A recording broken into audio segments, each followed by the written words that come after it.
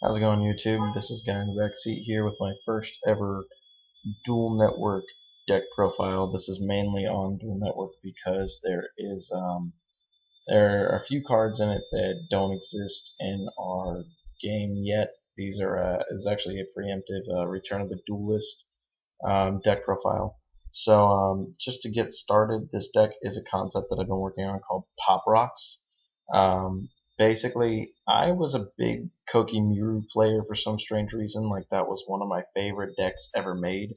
So I decided that when I saw some of the new cards that they're coming out with in Japan, that it might be worth it to actually build the POPRocks deck profile. So I guess we'll jump right into it. I'll skip over the new cards because you don't know what they do, and I'll just go over them after I get done. I have Fossil Dyna.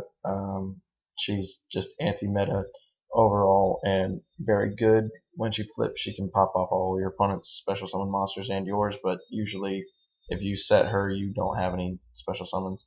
You got Koa'ki Meiru Boulder at 2. He gives you the Iron Core or any Koa'ki Meiru monster. You have 2 Koa'ki Meiru Crusader. He's a Beast Warrior, 1900 beater for a level 4, and he says if he kills a card in battle, you get to add a Koa'ki Meiru card from your graveyard to your hand. Koa'ki Meiru Guardian is kind of the MVP of the deck. He's like my Dolka, essentially, because he's like Doomcal and Dolka. He can stop any monster effect in any location, provided that you tribute him. And he's optional, which is the biggest part. He's like an optional Doomcal. He's a level 4 1900 rock beater earth that says you tribute him and you destroy and negate any monster that activates an effect. He also says that he has the sustenance cost. I guess I'll mention the sustenance costs now. Crusader's a Beast Warrior. You have to reveal a Beast Warrior or discard the Iron Core, or he dies. And any of the rocks have the same sustenance cost that you have to reveal a rock, or they die. Koa'ki Meiru Sandman, he can negate traps. He's kind of like our Guardian here.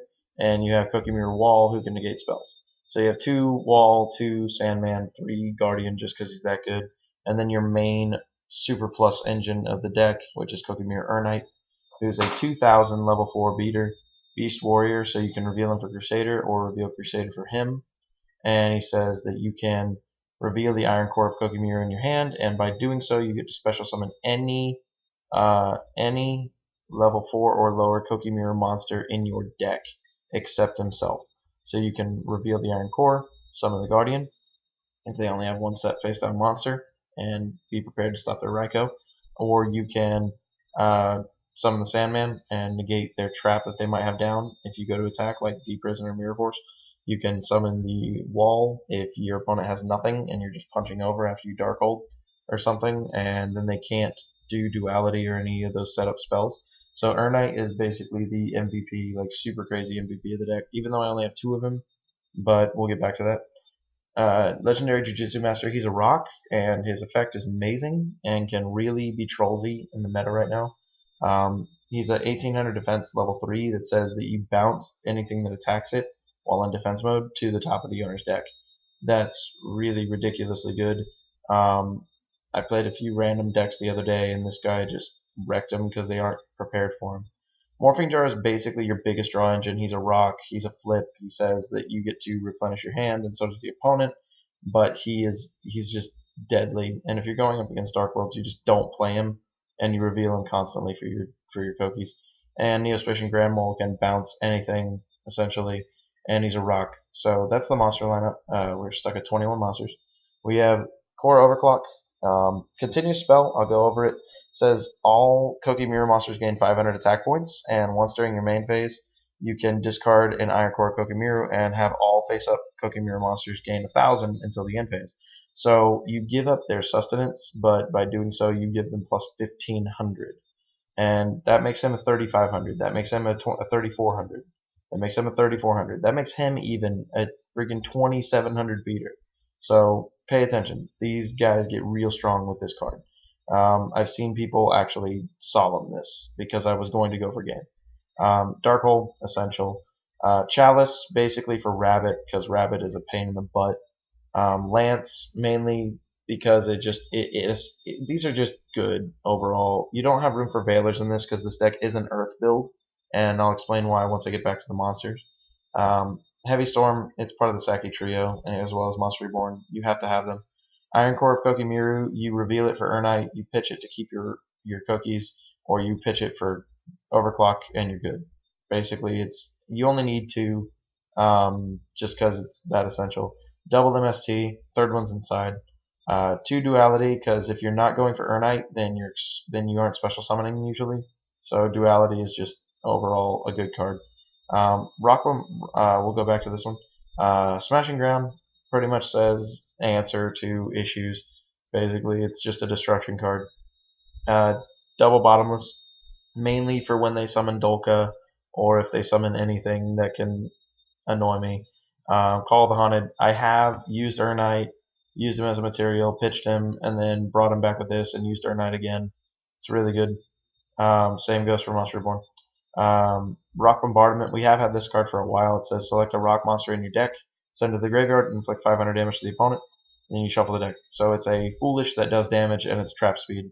I run 2 of that, and 1 torrential. That's the main deck, aside from the 3 cards I did not mention that are in this deck that are coming out in Return of the Duelist. The first is Rock Bombarding Area. It's a field spell, and it says once per turn, if a monster you control will be destroyed by battle, you can send a rock monster from your deck to the graveyard instead. So if you set Jujutsu Master, activate this, they attack Jujutsu Master, you can bounce. If their monster's stronger, you can keep them alive by milling a rock. And that's okay because you have stuff like Block Golem. It was a rock, it was 1,000, 1,500 Earth, level 3. Says if monsters in your graveyard are only Earth attribute, which is why you can't run Veilers, you can tribute this card and target 2 level 4 or lower rock type monsters in your graveyard except Block Golem. Special summon those targets, but the effects that activate on the field cannot be activated during this turn. Okay, so the only reason why I built this deck is because tributing these guys is a cost. Sandman, Guardian, and Wall. So because of that, I'm pretty sure there has been no official ruling. Let's just say it this way. So it's a gray area as of right now, and I can get away with it. But between Wall, Sandman, and Guardian, I can stop anything in the game. So with Block Golem, I can, at this moment, I believe I can tribute it to the graveyard, bring back a Guardian, and bring back a Sandman, and then attack with them. And if they activate a trap, I can tribute Sandman. Because it's in the graveyard, his effect negates the card. Because it's an effect that resolves in the graveyard after he's tributed. That's my thing. So this guy says negate their effects on the field, but these guys tribute by cost. That's all I'm saying. So if anybody's got a real ruling on that, tell me. But as of right now, this deck devastates when this guy hits the table. The last card that is in this deck that makes this card a basic win condition is the mighty Grand Soil, the Spiritual Rock Residing Lord.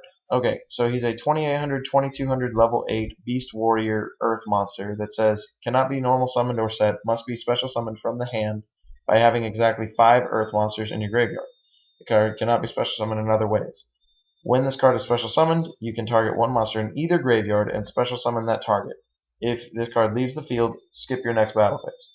Okay, he's Monster Reborn on legs. This card is insanely powerful because he's Monster Reborn on legs. He says that he brings back any monster from either graveyard, and if he leaves the field, yes, you don't get the next battle phase, but he brings back any monster. So you can Rock Bombardment area, or Rock Bombardment to be able to mill 2 and get enough to go for him. You can Urnite into a monster. You can then overlay and form Alvord, and then the deck's interesting. It's fun to play, but this guy is your win condition. And if you can't use him, then you can't use him, but it's okay because he's still a Beast Warrior to reveal for this or this, which is why it's awesome. The sideboard, you got 2 Dust Knight. This guy's also from Return of the Duelist. If I need that speed to be able to get Grand Soil on the field faster, I can side into him. He's more of an experiment right now. He's Armageddon Knight with a flip for Earth. That's basically what it is. A flip Armageddon Knight for Earth. Same stats, same pose, same everything. Really cool looking. Like it. 2 more Fossil Dyna in case I run into issues. Another Urnite if I want to speed up the Koa'ki Meiru plays, as well as another Core. I got 2 more Jujitsu Masters in case I run into that really high attack deck. And the third MST, Shard of Greed because it's trollsy. Soul Taker because people say it's good, even though it's alright. 2 Iron Core Luster. This is Dark Bribe with no cost if you reveal the Iron Core. That's basically what it means. Negate a spell or trap by revealing the Iron Core. So if I side into this, I side into these two. Sealing Ceremony of Makuton, which is once per turn you contribute a face-up Earth monster and select 2 cards in your opponent's graveyard and remove the selected card from play. It's a super powered Dark Spawn by attributing an Earth. That's pretty good. And then the second torrential. Extra deck, we have 3 Fairy King Alvord. He's a rank 4, 2 level 4 Earth monsters, and he's a plant, but he is 2300 and 1400 and says once per turn you can detach an XZ material from this card. All face-up non-Earth monsters currently on the field lose 500 attack and defense. So he can punch over stuff like Stardust, he can punch over issues, in my opinion. Up to 2800 he can crash with, which is really cool. Gemnite Pearl because he's a rock and he's an earth and he's got no issues keeping my earth monsters on the field and not in the graveyard if I want to go for Grand Soil and I need the power. I actually won because of him recently. Koa'ki Dragon. We don't have this. He's an earth dragon. It says once per turn, if it destroys a monster, you can detach an XZ material and attack again. So he's BLS for 2100 for 2 level 4s. Lalaval Chain just because he's cool looking and good. If I go for him though, then I'm abandoning my Block Golem play. Same with Maestroke Symphony to Jin, but she is that good. Utopia, same for him. He is that good. Chaos Utopia just because he's funny.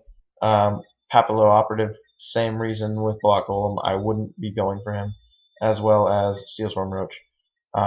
Like I said, the deck is fun. If you want to hit me up on DN, I'm actually testing this a lot now, so hopefully this deck is actually really good come August when we finally get Return of the Duelist.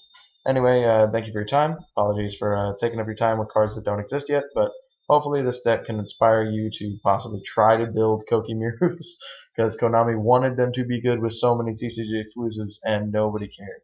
So anyway, as always, comment, rate, subscribe, guy in the backseat. Have a nice day.